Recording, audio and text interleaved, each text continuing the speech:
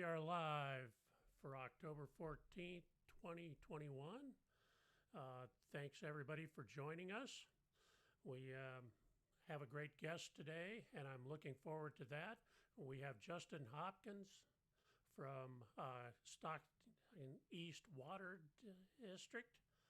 And sorry, getting a little echo on my end. So I'm not sure what's up with that sound issue. But anyway, Justin is going to cover a wide range of topics. They're mainly a surface water provider. So I think that's going to, here, let me just fix my sound here. Not sure what's up with that.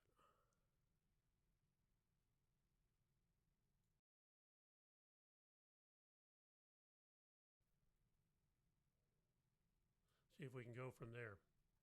Okay, let me bring Justin on here. Justin, welcome. Good morning, Tom. How are you? I'm doing pretty good. How are you doing today? Pretty good. Pretty good. Excited to be here. Okay, well, we're excited to have you too. I know I've been following some of your posts on LinkedIn, and you got some interesting posts up there, and you guys are doing a lot of interesting information. Yes, we've been pretty busy lately. We're doing things all over the place, capital projects. We're heavily involved with Sigma as a critically, the state Groundwater Management Act as a critically overdrafted basin, and as a Central Valley Central Valley project contractor, we are facing some water shortages. So it's been interesting. Challenging things in California these days. So what's your background a little bit, and did you start off to be in the water industry? So I was born and raised in Fresno, in the heart of the Central Valley. Before graduating high school, I knew I wanted to be an engineer. So I went to Cal Poly San Luis Obispo. I graduated in 2008 with a bachelor's degree in agricultural engineering. And before graduating college, I knew I wanted to work for an irrigation district. So right out of college, I went to work for Solano Irrigation District up in Vacaville. I was there for 11 years and advanced from a engineer in training up to the supervising engineer. And back in 2015, I decided to go back to school. And in 2017, I got my master's in public administration. And in 2019, I made the move over to Stockton East Water District as the engineering manager. So after about a year as the engineering manager, my predecessor took an opportunity to be the GM for Carmichael Water District, and I was fortunate enough to become the next assistant general manager, and here we are today. All right. Well, I've had some background with Solano Irrigation District. They have run a good operation up there. Yes, well, we worked on a project previously together. Or you were somewhat involved. We had a well up there, yeah, that had some arsenic and bacteria issues. Yeah, I've done some training for them too. So Right. You may have sat through some of that. So great. So it's kind of funny how small the industry is sometimes. It can be, yeah. Yeah. So give us a little background on Stockton East Water District. I know you are mainly surface water. You are a actual water purveyor. You do water transfers and also some groundwater recharge. So we'll dive into the groundwater recharge, but maybe you just give us, the number of connections, your water sources, storage, and that type of thing. Certainly. So Stockton East Water District, which I will most likely refer to as the district, was formed in 1948 as a water conservation district. And so we were tasked with managing groundwater and supplemental surface water supplies from New Hogan Reservoir. We had a small water right, a post-1914 water right from New Hogan, as well as a contract with Bureau of Reclamation for water out of that reservoir. Then in, the 1970s, we passed some legislation, or we didn't pass legislation, but the legislators created some legislation that turned us into a water district, and our primary function was to provide processed treated surface water to the greater city of Stockton area. So we have 3 connections because we are a wholesaler, and those include the city of Stockton, California Water Service Company, and San Joaquin County. Through a few water treatment plant expansions, we now have the ability to process 65 million gallons per day. And once we transfer the water over to our urban contractors, they retail it to about 315,000 customers. In the 1990s, we worked with the Bureau to get a contract for surface water out of New Maloney's Reservoir, and that's how we became a Central Valley Project contractor. Between both of our supplies, the New Hogan Reservoir and New Maloney's Reservoir, we get about 155,000 acre feet annually at full allocation. New Hogan is our primary supply, and New Maloney's was added as a backup, primarily for M&I purposes. We do still currently serve about 30,000 acres of irrigated agriculture using the river systems to the north part of our district, which is the Calaveras River, a few offshoots, and the Mormon Slough, which was a Army Corps of Engineers flood control facility. So overall, our district encompasses 143,000 acres, and on average, we deliver about 100,000 acre feet of water for both M&I and agricultural uses. Per year? Per year, yes. Okay. So, and then you have storage too, right? We sort of have storage. Our contract with the Bureau of Reclamation out of New Maloney's does not allow us to store water, but we are allowed to store up to 152,000 acre feet as of December 1st each year in New Hogan. Anything over 152,000 acre feet that's still in New Hogan Reservoir on December 1st gets released to free up room for flood control purposes. And then we have a minimal amount of storage at our water treatment plant campus. The campus includes about 420 acres. We have several raw water storage ponds and recharge ponds and dual purpose reservoirs. But in total, at peak production, we only have about 2 days worth of water stored on site. So what's the purpose behind not allowing you to store water? I don't know the history behind that. I believe it has to do with the water rights holders in New Maloney's Reservoir, which would be Oakdale and South San Joaquin irrigation districts, because they have rights to store water before the Bureau constructed their project. Yeah, I know water issues and water law and water agreements in California can be pretty esoteric sometimes, and not a lot of reason involved sometimes. It's just however the agreement was taken care of.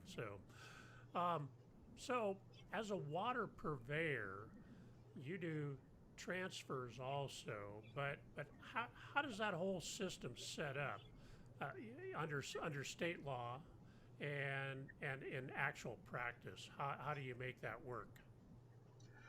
So this was the first year we performed a transfer. There were some unique things going on this past summer that sort of facilitated the ability for us to transfer water, and we've never done it before. And as a contract holder for water, we're not typically allowed to. Per our contract, we're only allowed to divert water for use within our district boundary or our service area, and that prohibits us from transferring water to other agencies.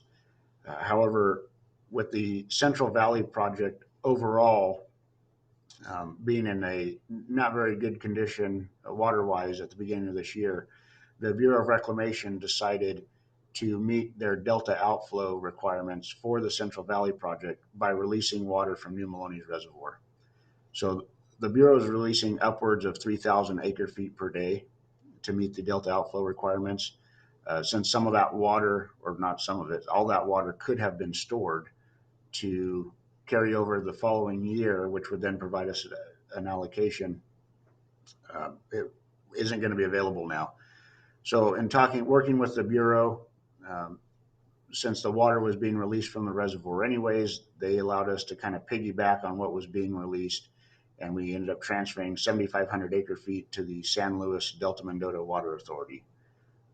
There were some conditions for the transfer. The water had to be transferred to other Central Valley project customers, and those customers had to be located within San Joaquin and Stanislaus counties. So once it was transferred to the San Luis Delta Mendota Water Authority, they redistributed it to 4 other agencies that were within the counties. I know enough about water transfers to be dangerous, so it's an interesting topic to me, but I do understand there's usually some restrictions on where you can go with the water, and usually if it's groundwater, it has to be within the basin. So, Mhm. To come up with that 7,500 acre feet, we did have to show a water savings out of New Maloney's, and we had some projects that were already planned that required us to shut the New Maloney system down, which is actually going to occur tomorrow. We're going to stop taking water, get the system dried out so we can do our projects. When we do that, we transfer over to New Hogan and bring New Hogan water to our water treatment plant. And that shutdown period, which is currently estimated about 2 months, we expect to use 7,500 acre feet of water for the M&I customers. And that 7,500 acre feet was we were allowed to use that as savings from New Maloney's, and so that's what was transferred. Okay, so that's that balance there, the 7,500 Yes. acres. Okay. Yes. So it goes to show draining New New Maloney's reservoir, the balance that you have to strike with environmental versus irrigation versus municipal use. It gets to be incredibly complex managing water in California. Absolutely. We're really nervous about next year with all the extra water that was released out of New Maloney's. We were at the beginning of the irrigation season. We were confident that there was going to be enough water in New Maloney's that we would receive an allocation in 2022. But with all the extra water that got released to meet the delta outflow requirements, we are now not expecting to receive any water next year. Wow. Although I was looking at some long-range weather forecasts, and this, at least for Northern California, the weather is expected to be a little wetter than normal, at least the most recent predictions I've seen, whatever that's worth. Yeah. Yes. Yeah. We have quarterly meetings with it's called the San Joaquin County Drought Task Force. We're one of the members that sit in on that. And at every meeting, the National Weather Service does provide an update on their long-term forecasting. And yes, I've seen the National Weather Service models that are predicting a La Nina, but it's kind of unknown for us. San Joaquin County is just at the southern end of the La Nina band, so we may get a little bit of that extra moisture, but right now the National Weather Service is predicting an average year for us with below average runoff because the ground is so dry. Yeah, the ground is going to soak it right up. So who manages these reservoirs overall? So the New Maloney's Reservoir is managed by Bureau of Reclamation, Oakdale Irrigation District, and South San Joaquin Irrigation District. So we work. There's another agency called Tridam that does the O&M for all the dams on the Stanislaus River, starting with New Maloney's and downstream. And we order our water from Tridam, but we get charged for our use by Bureau of Reclamation. New Hogan is an Army Corps facility, Army Corps of Engineers. So during the irrigation season, Stockton East Water District is the water master. There's also another customer that has a contract. It's Calaveras County Water District. So we manage the operations of the dam, not physically. The dam is operated by the Army Corps of Engineers, but we tell the Army Corps what to release and when to make those changes.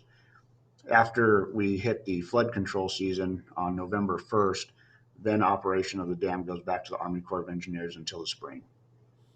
Okay, so you have a little more control over things at New Hogan than New Maloney's. Definitely, yes. Okay. And so we're expecting a near normal water year out of New Hogan next year. We're currently sitting about 87,000 acre feet. If we do have a normal year of precipitation, that's going to help. And we think we can definitely work with what's going to be in the reservoir at the beginning of next irrigation season. Because New Hogan is, unlike some of the other well-known reservoirs, New Hogan is largely rain-fed. Only 5% of the reservoir is above 4,000 foot elevation, and that's kind of the threshold for when you may get snow. So it's being a rain-fed reservoir. We haven't been too impacted by these years of light snowfall. Okay, interesting. So, going back to New, do they at least give you a heads up or some projections on things? I'm sure that there's planners out there that really are gaming things out on how much water they're going to get, and it's a complex planning process, I know. Not too much. So in December, the Bureau will let us know if we get any water for the months of January to March 22. And then in March of 22, they will perfect our allocation for the remainder of the year. And it is because it's such a short notice. It's a month, but in the grand scheme of things, it's pretty short notice. We're just planning on not receiving any water, and then if we do receive water, that'll help us out. Probably that's the best. Plan for Yeah. the worst, hope for the best. Isn't that what they say? That's right. That's right. So, okay. So that's interesting because like I say, that's a topic I don't know a whole lot about. I'm kind of mainly a groundwater guy, so the surface water stuff is interesting to me, but I don't get involved in it too much. But it's still interesting because it's all part of the whole, water supply issue that we see. So. Right. That's right. So do you plan to do any more water transfers, or is that on the books, or is it just a one-time deal you did? So I suspect it's going to be a one-time deal. And it was only because of the way the Bureau decided to manage the reservoir and manage the overall Central Valley project. Really,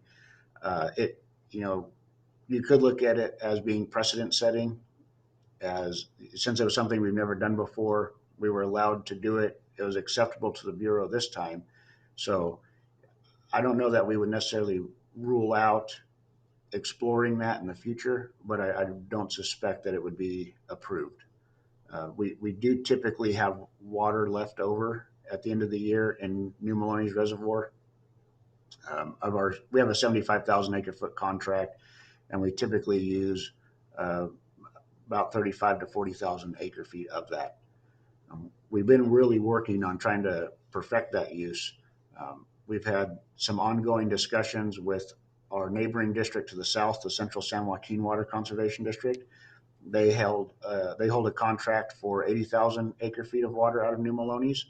Together, we're referred to as the East Side Contractors.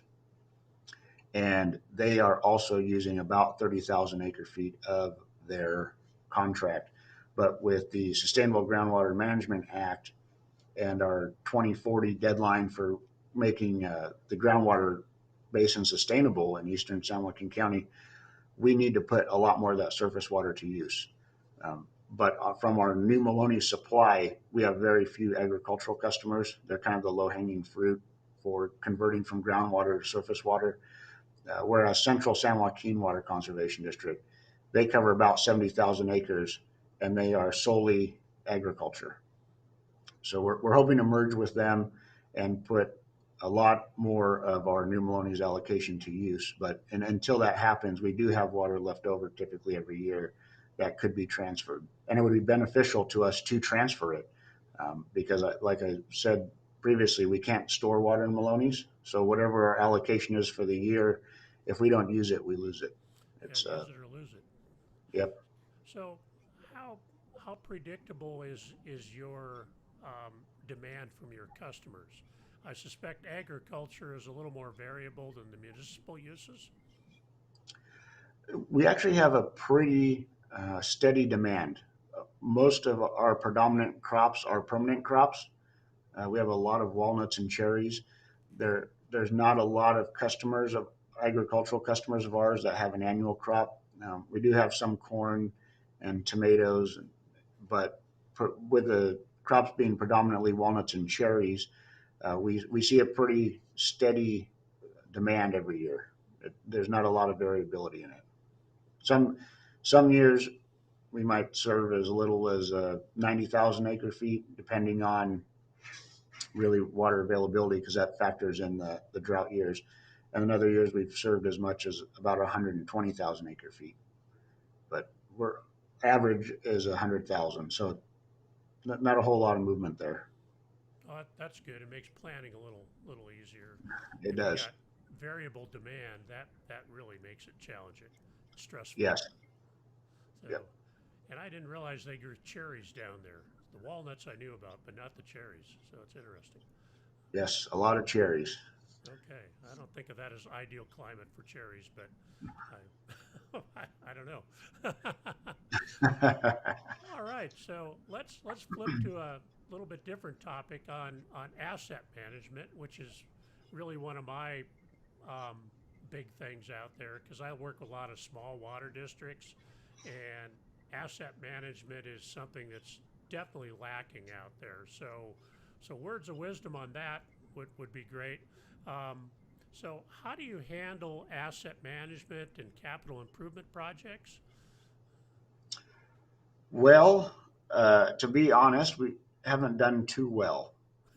What, That's okay too, because it's yeah, good, because people learn from this. yes. When I first arrived, the budgets were being developed with about a 1 year, maybe 2 year outlook. It was kind of get the managers together, find out what's really broken, needs to be fixed, and well, that will put that in the budget for next year. Finger in the Since, dike approach. what's that? Finger in the dike approach. Yeah. So since then, I've been working a lot with the management staff, and we finally have a preliminary 5 year capital improvement plan put together. We're working on really refining that plan over the next year and develop a 10 year and beyond 10 year plan so that we have more vision of what needs to be fixed. I think what the district has benefited from, and I believe this applies to a lot of agencies, is our conveyance system that brings water from New Hogan is all natural waterways. We do have 30 flashboard dams that we put in and out every year, but they're relatively small footprints. They're concrete structures which last a long time, and so the boards are wooden and they get replaced as needed. But I think between that and our new Maloney's conveyance system, which was constructed in the late 90s, the district's been able to ride out I don't know if this is a word, but the newness of the system.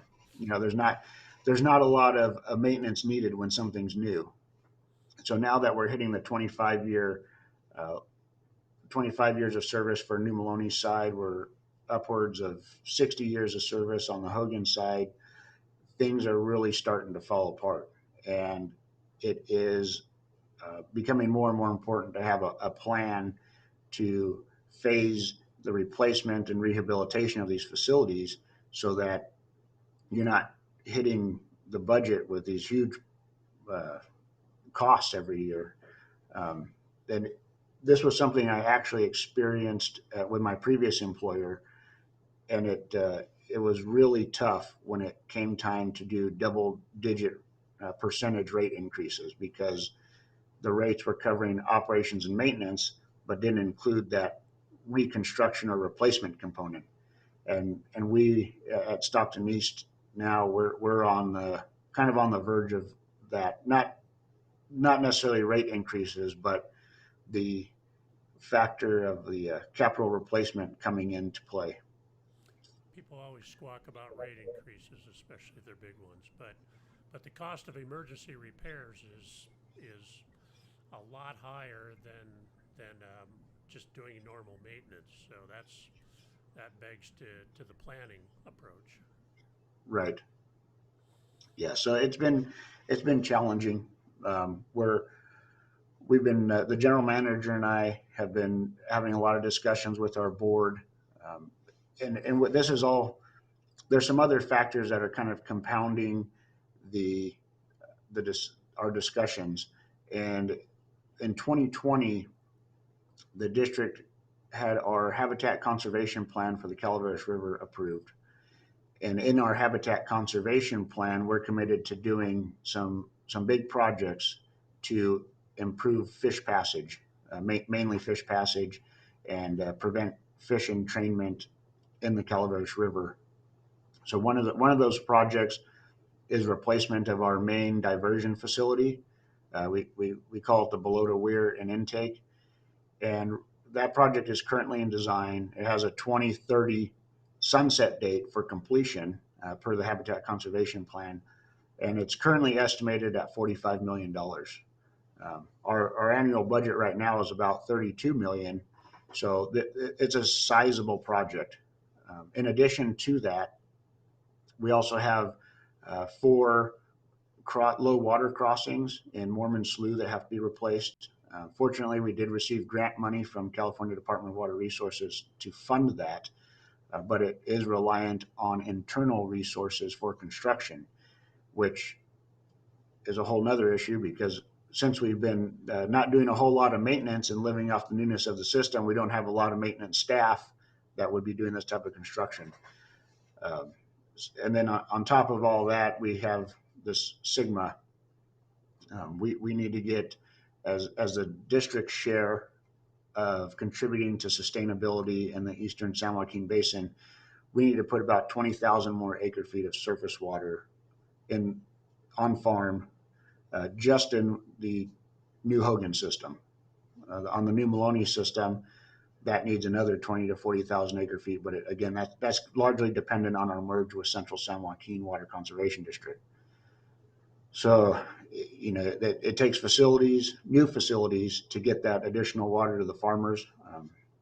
The farmers put in their own diversions, but we need to be able to control water levels and manage flows in the river systems as these new diversions go in, where we may not have control currently.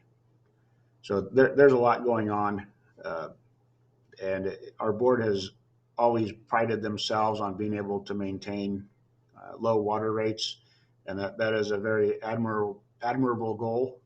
That's part of the reason they're on the board is they represent the customers, and the more efficient they can run the district, the better it is for the customers. But we're really getting to a point where we may not be able to sustain that same rate. Fortunately, there is a lot of money flying around right now between what the federal government's talking about, what the state has. We're actually getting ready to recruit a consultant just to look for grants, apply for grants, and manage our grants because there's so much money available. And we're involved in so many different things, drought response, groundwater sustainability, surface water efficiency. We're actually working on a project with the Army Corps of Engineers and San Joaquin County Flood Control Agency to help them out with a kind of multi-benefit project. And then, of course, we have our environmental component. There's a lot of environmental money out there. So it's a balance of trying to bring in as much money as we can, but when we don't get it, we still need to have internal funding to make sure these projects are getting done. Exactly. Okay. So how do you move the water from New Maloney's and New Hogan? I'm assuming you're doing river diversions and then into a canal. Yes, so from New Hogan, it gets released into Calaveras River, and it travels, oh gosh, probably 15 or 20 miles downstream, and that's where we have our Balota diversion facility. From there, it goes into an 8-mile long pipeline that brings it to our water treatment plant. And the agricultural water, it just continues through the natural waterways. And we have those 30 flashboard dams that control water surface elevation so our customers can pump out. On the New Maloney side, we actually have a 3-mile long tunnel where water is diverted into what we call the Goodwin Tunnel from Goodwin Dam. It exits the tunnel into a 9.5-mile long canal, which then dumps into Shirley Creek. Shirley Creek ends up at Farmington Dam, which is another Army Corps flood control facility. We're not allowed to impound any water there, but it's sort of the nexus for all the creek systems upstream. And at Farmington Dam, we have a diversion structure that puts some of the water into our other canal that's about 7 miles long, or we can send it, we can allow it to continue down what is then Little Johns Creek at that point. And that's how Central San Joaquin Water Conservation District receives their surface water.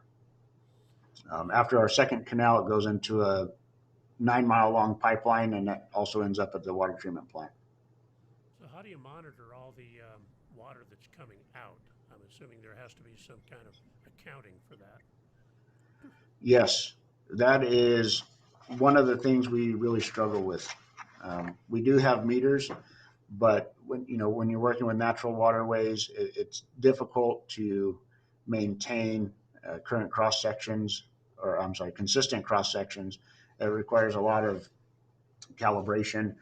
Fortunately, the Army Corps does a lot of that for us. They don't necessarily do it for us; they do it for them, but we're able to benefit from the data. On the New Maloney side, we do have a Headworks meter. We're getting ready to replace it. We're using a Doppler acoustic currently.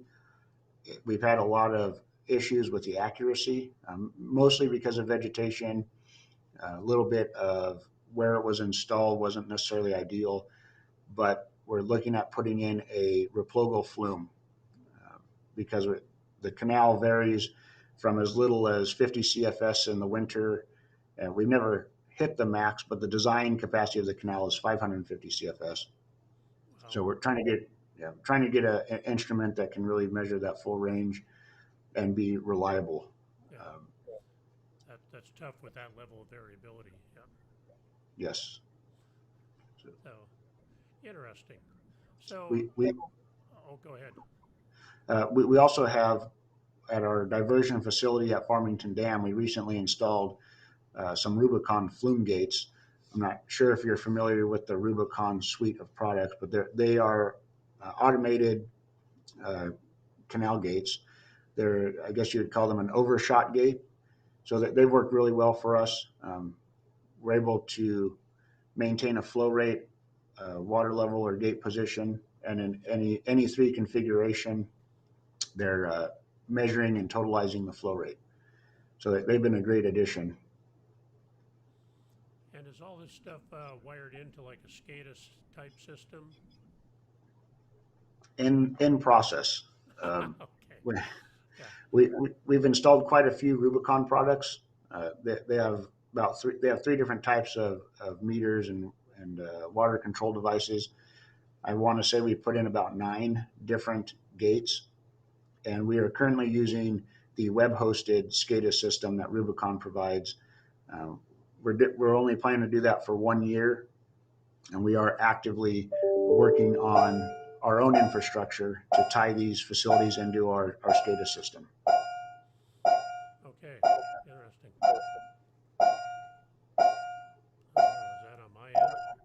No, that's on my end. Sorry about that. We have that's our alarm at the water treatment plant.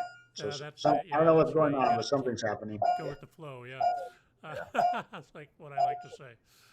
Pun intended. Yeah. Okay, so let's talk about your groundwater recharge, which I find interesting because you did some. I know you did at least one post on LinkedIn about the groundwater recharge.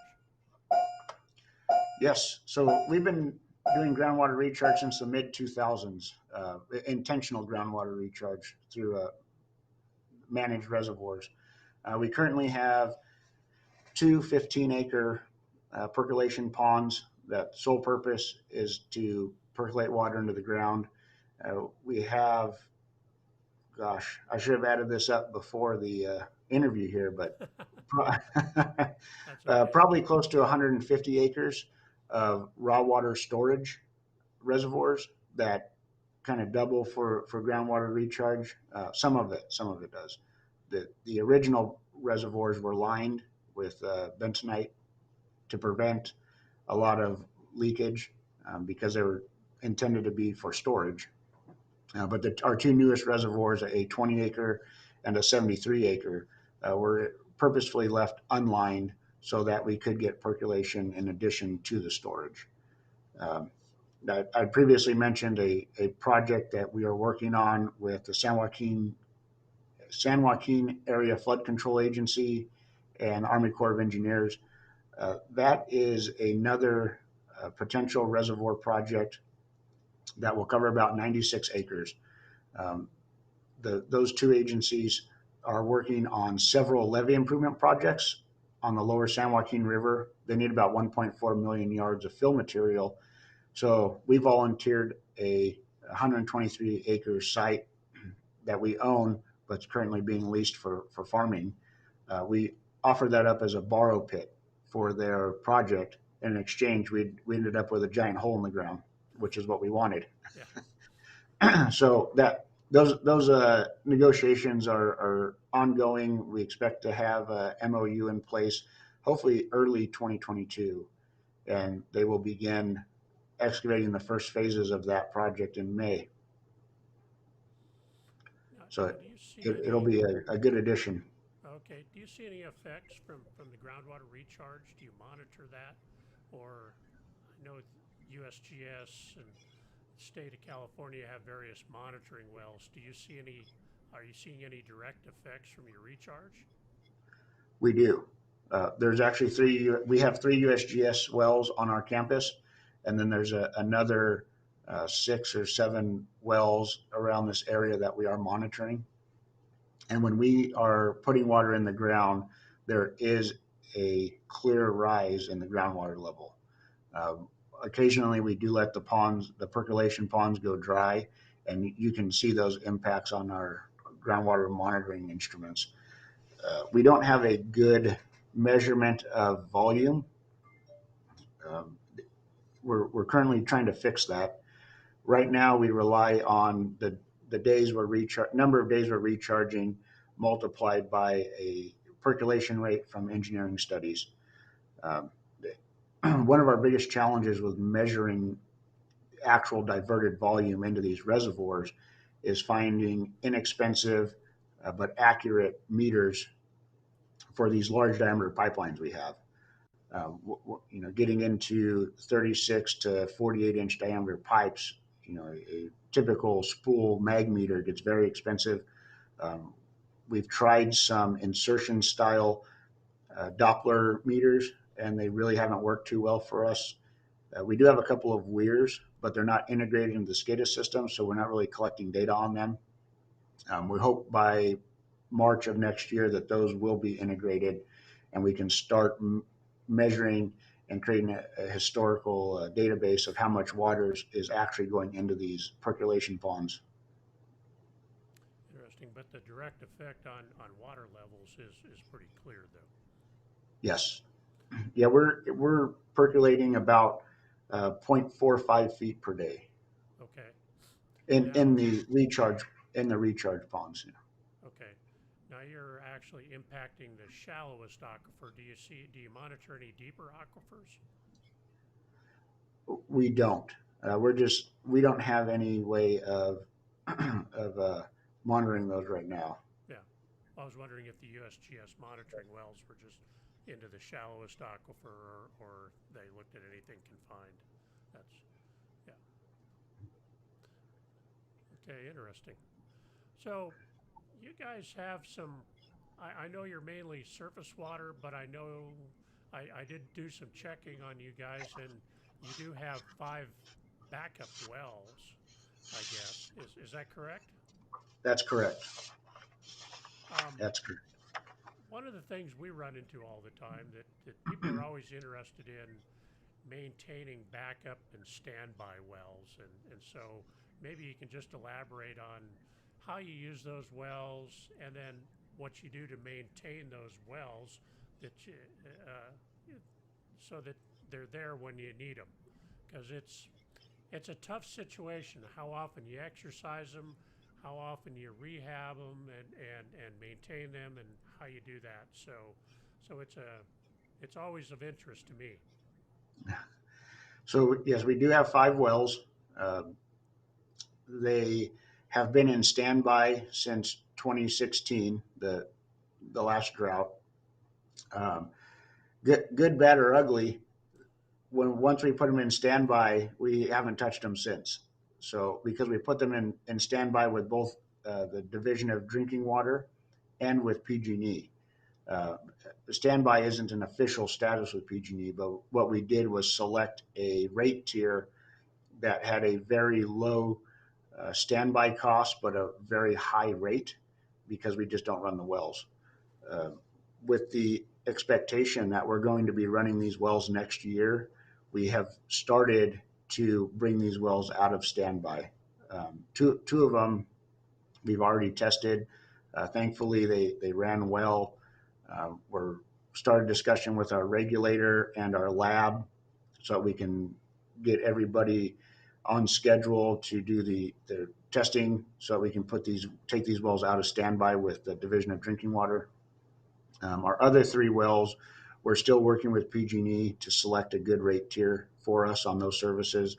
Once we get those rate tiers changed with PG&E, we'll go ahead and test pump those to waste, and then hopefully mechanically those wells will be still be in good shape, and then we can begin discussions with our regulator and lab to bring those wells into active status.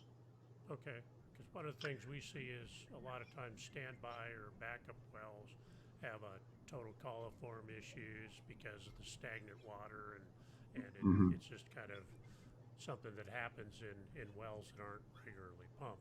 So, and and we see some other issues too, and people are always trying to strike that balance of how much maintenance you do on a backup or a standby well. Right. It's a little easier for us because these wells are not going directly to distribution. We're pumping these into our raw water storage, and that water gets ran through our treatment plant. Oh, okay, so you're in good shape there. Yeah. Yeah. So, okay. So yeah, with the not anticipating any deliveries from New Melones next year, you're gonna probably press the wells into service at some point. Is that what you're anticipating? That's what we're anticipating. It could be as early as January, um, but I definitely suspect by summer the wells will be running. Okay. Get them fired up, pump tested, and ready to rock and roll. Yes. Okay. So how much will those wells add to your capacity? They don't add a whole lot. If we run them all at max capacity for most of the year, we can increase our supply by about 4,000 acre feet. Okay. In the past droughts, we pumped about 2,500 acre feet. Okay. So we have a contractual minimum that we need to provide to our urban contractors of 20,000 acre feet a year. And anything we can provide on top of that is just a benefit. Okay. So we use these to provide on top of that, because one of our customers doesn't have a lot of capability to install new wells because they're kind of bound by some of the other service areas. and so they really rely on us to provide a portion of their demand. Yeah, it's just getting tougher and tougher to put in new municipal wells anyway. I mean, Mm-hmm. with well interference and water rights and Sigma, and so we're Right. seeing a lot of, a lot of permits getting tougher to come by. Yeah. Okay, is anything else you want to share? I mean, this has been fascinating conversation. So, anything else you want to share about your operations that folks might find interesting? Um, well, so we're a conventional treatment plant. When our treatment plant was constructed, it was designed to use gas chlorine. We're still using gas chlorine today. We typically have 12 one-ton containers on site at any given time. But beginning last year, we began the design process to convert to sodium hypochlorite, which will be a big safety improvement. Some of our treatment plant staff are a little disappointed because it's not as easy or efficient to disinfect with sodium hypochlorite compared to gas chlorine, but they understand the need. They do recognize the overwhelming safety benefit. So we hope to break ground next April or May on a new sodium hypochlorite facility. We won't be generating it on site. We'll order bulk tanks of it and have it delivered, but it's going to be a big project for us. And once that project is done, we are looking towards a ozone facility a few years down the road. During the summer, we can have issues with algae blooms in our reservoirs if the water is not moving through fast enough and it's really hot. So some of our storage reservoirs are pretty shallow and can be conducive to algae blooms. And we've tried treating it with different things. We we do occasionally get taste and odor issues, which is a big problem for our three customers. So the ozone will really help with that. Interesting. Um, I've talked with a number of people that are going away from the chlorine gas just mhm. because of the safety issues. So there seems to be a general trend that direction of people I talk to. It's also getting more difficult to order. There's only two manufacturers for us. One's down in the LA area, the other one's in Nevada. And last year we had a little bit of a scare because our normal supplier from the LA area had a fire at their plant and they weren't able to produce any chlorine. And so we had to rely on being able to get chlorine from a backup supplier in Nevada. Depending on the time of year, that could be an issue if the passes are closed due to inclement weather or something. It can definitely create a situation. So we really open up our supplier availability going to the sodium product, sodium hypochlorite. Yeah, that's something I hadn't thought of either, but that makes total sense. So, all right. So, well, if there's uh, anything else of interest, otherwise I can let you get back to work, doing what you do. I appreciate the time you've given us and all the information you've shared. That's been great. Sure. Yes. No, I appreciate you inviting me to be on the show. I was really excited for this experience, and I'm always happy to share our story and discuss what's going on at Stockton East Water District. I enjoy working here. I'm proud to work here, and thank you again. Oh, my pleasure. And we'll distribute this around on LinkedIn and YouTube and just get it out there to folks too, because you got some interesting information here. I think is valuable to people. Justin, thanks so much, and you have a great day. You too, Tom.